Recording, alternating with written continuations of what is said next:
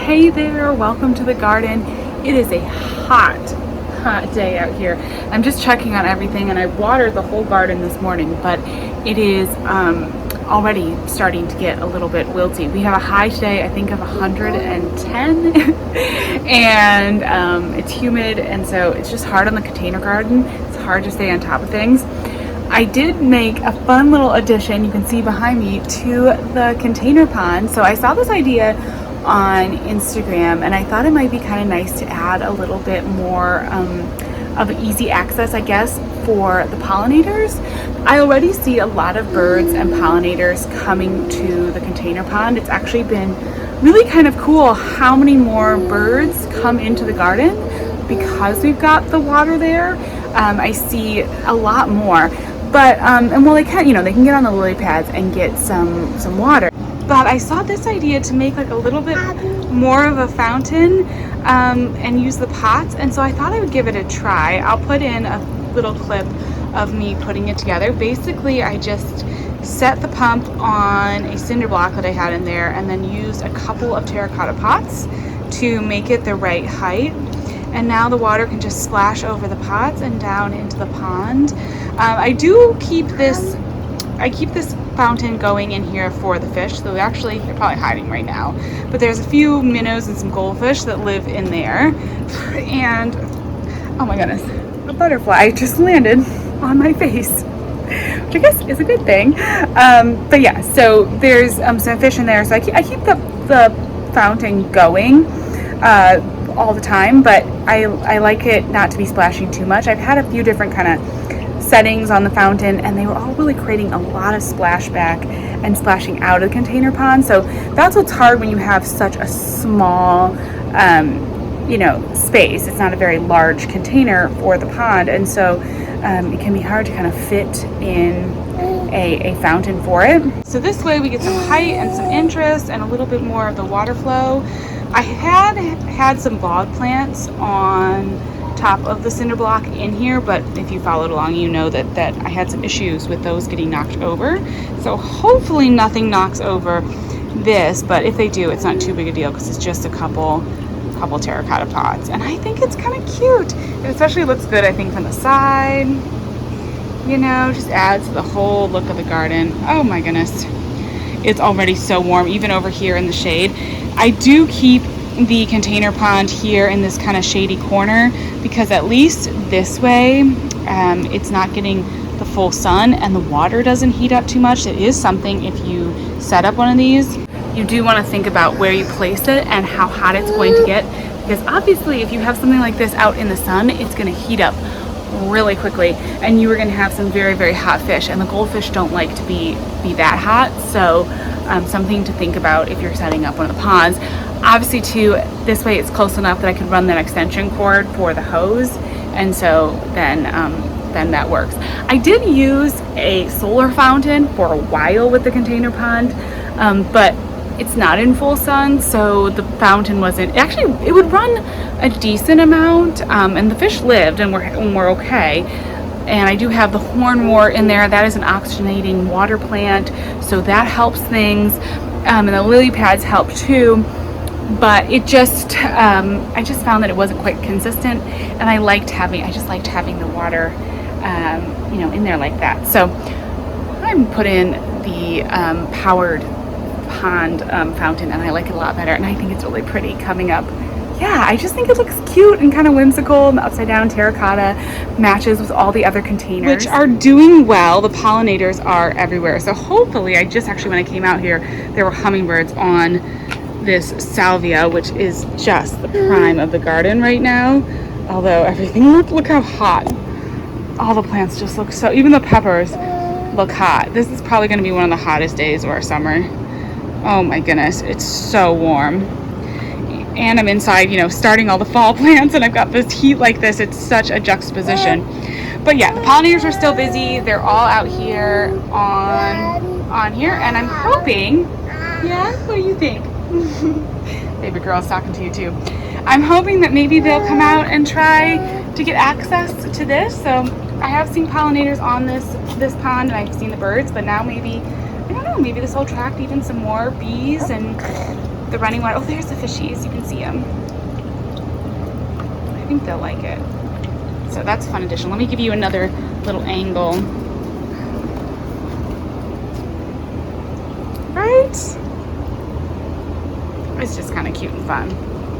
Just a different little addition. So while it's hot out here and we're picking tomatoes and ground cherries and all of the summer things, inside the fall seedlings are just growing by the day. I'm going to take you in and give you another update because they're looking good.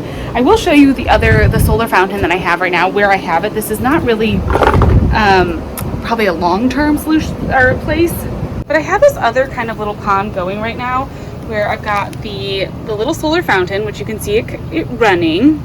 And then I have this pitcher plant, which I had inside, and then I have brought it out here, and it's doing really well. I had it in the other container pond, and it just got knocked over when the bog plants got knocked over, so I moved it in here. It's doing great. Look how many new pitchers it's putting on. So I'm hoping to be able to keep this going out here and then bring it in the winter. But they're really fun. I love the carnivorous plants. There's something really cool about them, and the pitcher plants are just really interesting and beautiful. So that's what's going on in that little container pond, which is another fun way. You don't have to have a huge crazy setup. You can literally just do something like this, and it still adds to the garden. It still brings in pollinators. You'll be shocked how many birds will come even if you do a little pond like this. It doesn't take much, and you can really change the garden. And this one is fun. I do think so. The water's a little dirty in there. I could probably do with changing it out, but since it has that little solar fountain inside, I have not had any issues with mosquitoes in there. I really haven't changed out the water, as you can tell, because it's kind of dirty. I really haven't changed out the water much, and it's done well. It's been really happy. So I'm gonna head inside because I'm already getting super hot out here, and we will check on the seedlings. Onions are growing like crazy. Oh, the air conditioning feels so much better. All right, so here is a quick update on the fall seedlings. Another day, and they've just already grown. There's a lot more growth on the onions, and then the green onions looking good. And I'm just coming in now, and from the very start, trying to kind of, just touch them a little bit and give them a little bit of movement. I am going to keep the covers on them, and I will open the venting, but I don't want my cats to get in here and mess with them, so I'm going to have to make sure that I don't just leave them open. But it is time to start letting them get a little bit of movement so that they are strong. This is the Swiss chard that just popped up today, and it's a really pretty yellow Swiss chard, which you can already see that it's got those Swiss chard kind of characteristics.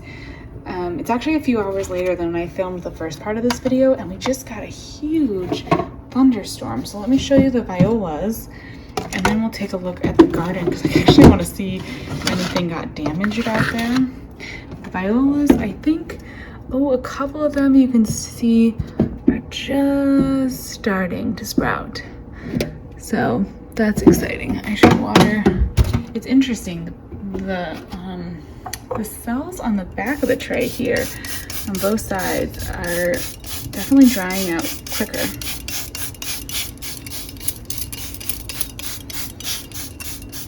But there we go.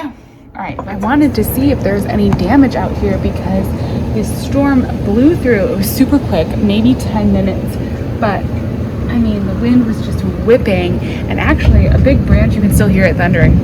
A big branch came down right out in the field just beyond the fence. See, there was a branch that came down. So that's pretty, we haven't had that happen. And down here in the garden, okay, everything looks fine. Everything looks like it's okay out here, although it did get, well, look, yeah, see, the cover got blown off my corn.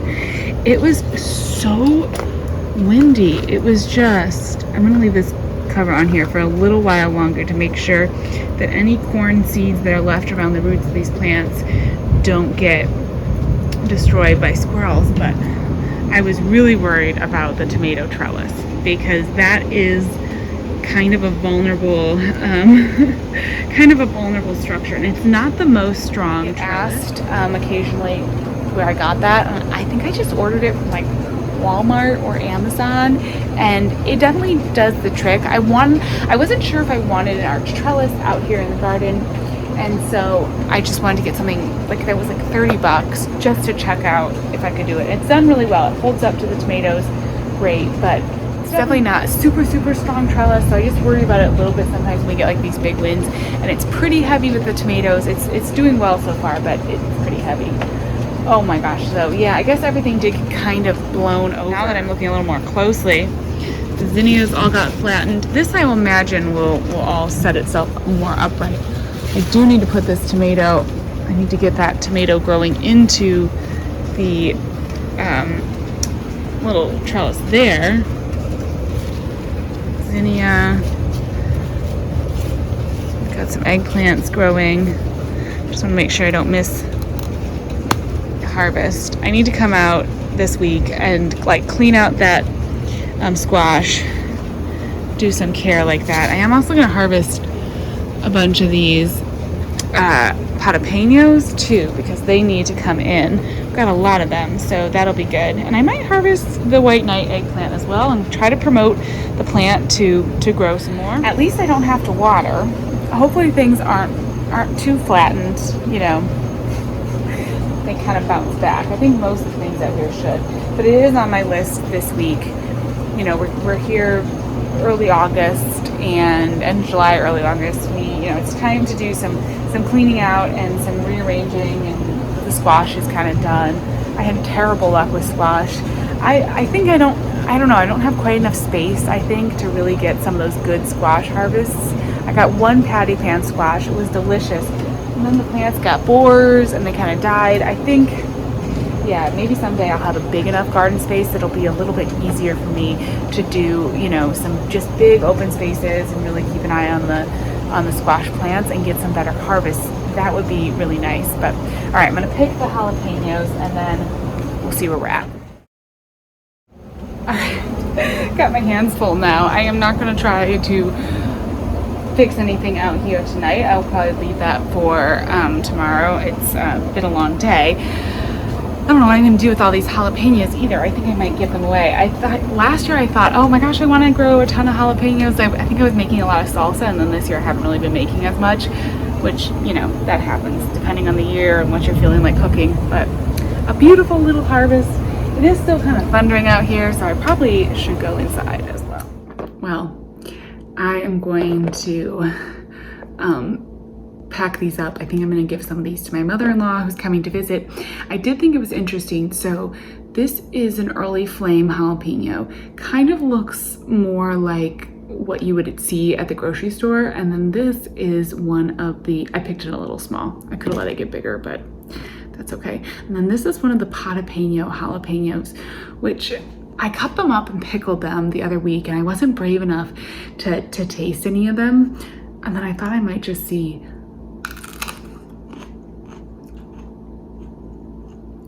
Because it doesn't look like a jalapeno to me, and I'm wondering if I mixed up my seeds. I don't think these are jalapenos.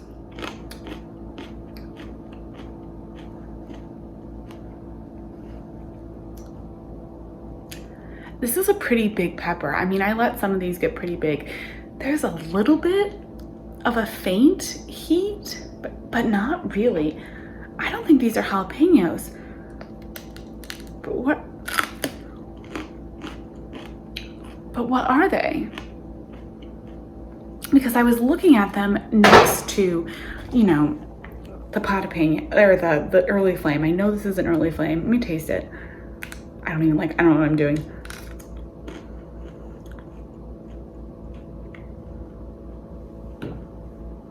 I don't know. That one doesn't taste very hot either, but granted, I'm not eating the seeds or anything.